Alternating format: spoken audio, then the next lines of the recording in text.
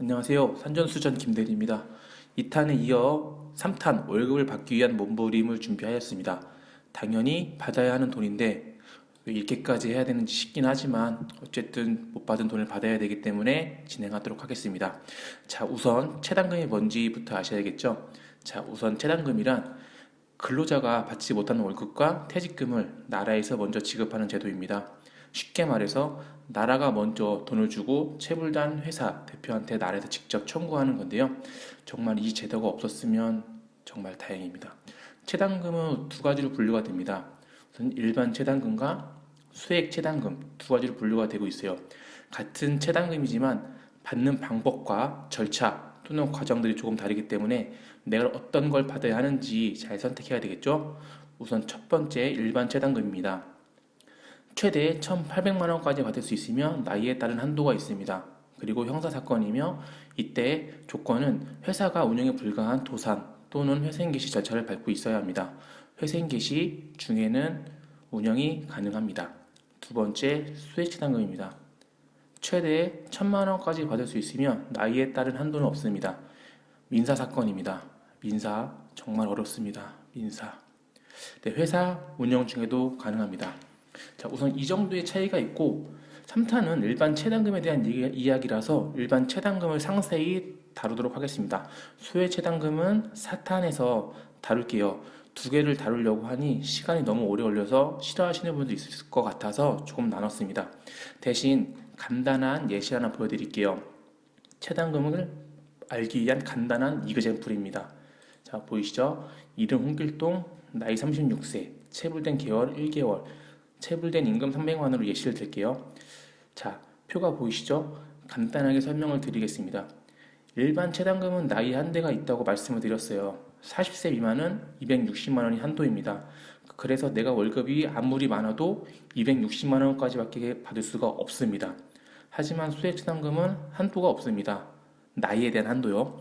그래서 300만 원을 다 받을 수 있습니다. 다만 기간을 보시면 2달 이상의 차이가 납니다. 형사사건과 민사사건의 차이예요. 수액체당금은 망고송도 굉장히 심합니다. 왔다 갔다 해야 되는 것도 굉장히 많고요. 정말 돈이 급하지 않고 여유가 있다면 수액체당금으로 받으시면 좋고, 만약 돈이 급하시면 그리고 스트레스가 싫으시다면 일반 체당금을 선택하시면 좋습니다. 자, 이제 일반 체당금 제도와 신청 방법을 알아볼게요. 일반 체당금에 대해서 파헤쳐 보도록 하겠습니다. 첫 번째, 최대 한도는 1,800만 원까지 가능합니다. 역으로 생각하면 체불이 1,800만 원 된다는 것은 너무나 슬픈 일이죠. 자, 지급해주는 기준은 3개월의 월급, 그리고 3년치의 퇴직금까지입니다. 조금 덧붙이자면 4개월치를 못 받았어도 3개월치에 대한 월급과 4년치의 퇴직금을 못 받았어도 3년치만 준다는 거예요. 자, 그럼 궁금합니다. 1,800만 원을 초과해서 못 받은 돈을 어떻게 해야 하나? 그때는 민사로 가야 합니다. 그럼 재산에 가압류를 걸 수가 있어요. 근데 이것도 쉽지는 않습니다. 그래서 2탄에서 말씀드린 대로 꼭 하셔야 합니다. 자, 다음은 나이의 한도가 있습니다. 표에 보이시는 나이대에는 그 금액이 한도예요. 내가 40세 미만이라면 월급이 500만 원이라도 받을 수 있는 돈 얼마일까요? 260만 원입니다. 이런 거를 좀 더 올려줘야 하는데 참 최저시급은 올리면서 정작 중요한 이런 것들은 올려주지 않네요. 정말 힘든 것 같습니다. 다니던 회사가 도산 또는 폐업, 법적으로 회생 개시 절차 중이어야만 신청이 가능합니다. 한마디로 회사가 사업을 영위할 수 없어야 가능한 거예요. 회생 개시 중에는 사업이 가능합니다. 두 번째, 산재보험에 가입되어 최소 6개월 이상 사업이 영위되어야 합니다. 내가 아니고 회사입니다. 자, 그리고 지급 가능한 기한은 3년입니다. 파산 선고 또는 퇴직하고 뒤로 1년, 앞으로 2년 동안 받을 수 있습니다. 이 부분 조금 헷갈리실 수도 있는데요. 한번 잘 파악해 보시고 혹시나 어려우시면 글을 남겨주시면 제가 좀 더 자세하게 말씀을 드리도록 하겠습니다. 자, 신청 절차입니다. 첫 번째, 임금 체불 신청서를 작성합니다. 내가 임금을 못 받았다는 진정을 노동부에 제출하는 건데요. 방법은 인터넷을 하실 수도 있고 직접 노동부에 가서 하실 수도 있습니다. 시간적 여유가 되신다면 노동부에 직접 가서 하세요. 어차피 최소 2번 이상은 가야 합니다. 분위기도 한번 살펴보시고요. 작성해야 되는 내용과 인터넷 작성법 간단히 보여드리도록 하겠습니다. 네이버에서 고용노동부를 치시면 됩니다. 노동부 사이트에 들어가시게 되면 여기 민원의 민원마당 들어가셔서 민원 신청에 서식 민원 가시면 여기 보시면 신청란이 있습니다. 신청란을 작성하시게 되면 인터넷으로 신청을 하시게 되는 거고요. 옆에 서식 파일을 보시면 어떻게 작성해야 되는 내용을 확인할 수가 있어요. 그리고 노동부 사이트는 꼭 로그인 하셔서 신청하셔야 됩니다.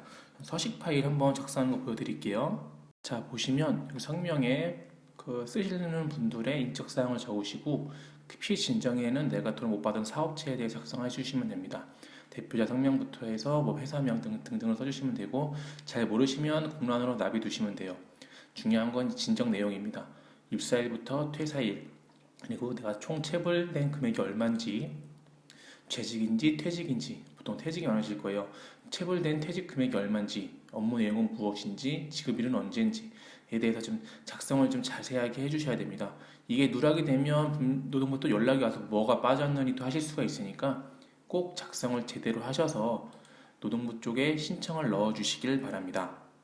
네, 이제 이어서 다시 하도록 하겠습니다. 자, 아까 작성하셨으면 약 일주일에서 열흘 뒤에 노동부로 출석하라는 연락이 옵니다. 그럼 날짜를 확인하셔서 출석하시면 되세요. 근데 그때 사업체 담당자나 임원이나 대표가 와 있을 겁니다. 껄끄러우시다면 그 사람들을 피해서 날짜를 정하셔도 돼요. 근데 만나셔야 됩니다. 당당하게 가서 내 돈을 요구하셔야 돼요. 만나게 되면 체불된 금액이 맞는지에 대한 3자 대면을 하고 노동부에서 계산을 하고 시간 약 1시간에서 2시간 정도 걸립니다. 그리고 마지막에 물어봅니다. 합의를 할 거냐고 물어봐요. 잘 생각하세요. 여기서 합의를 하게 되면 혹시나 물론 우리는 체당금을 실천할 거지만 돈을 못 받게 되었을 때 다시 진정을 넣을 수가 없습니다. 그냥 종료해요. 그냥 이 사건은 끝나는 겁니다. 근데 막상 만나면 회사 측에서 불쌍한 척 힘든 척 해서 마음이 약해져요. 저도 합의를 해줬었고요. 이 부분은 여러분들께서 잘 선택을 한번 해보시는 것이 좋을 것 같습니다. 그렇게 되면 조금 있다가 임금체불 확인서라는 것을 발급을 해줍니다. 그러면 한 번 더 노동부에 가서 체당금 신청을 하시면 되세요. 이거 신당금 신청 근로복지공단에 가시는 게 아니고 노동부에서 신청을 하시게 되면 노동부에서 근로복지공단으로 전송을 해줍니다. 그래서 혹시나 노동부 가시기 전에 체당금 신청할 거라고 하시면 노동부 출석할 때 등본과 통장사본을 가져오라고 할 수도 있어요. 그러니까 노동부 출석하시기 전에 등본과 통장사본을 꼭 챙겨가시기 바랍니다. 네, 우선 3탄 일반 체당금은 여기까지고요. 그 다음에 일반 체당금 받기 어려웠던 소액 체당금에 대해서는 바로 또 올리도록 하겠습니다. 항상 궁금하신 점은 댓글 달아주시면 성신성의껏 또 필요하시다면 영상으로라도 제가 만들어서 꼭 알려드리도록 하겠습니다. 예, 감사합니다. 제가 예고편을 까먹었어요. 우선 일반 체당금보다 좋은 점들도 있고 안 좋은 점들도 있습니다. 수액 체당금은요. 근데 일반 체당금보다 복잡하고 시간도 오래 걸립니다. 하지만 경우에 따라서 수액 체당금을 받으셔야 하는 분들도 꼭 있어요.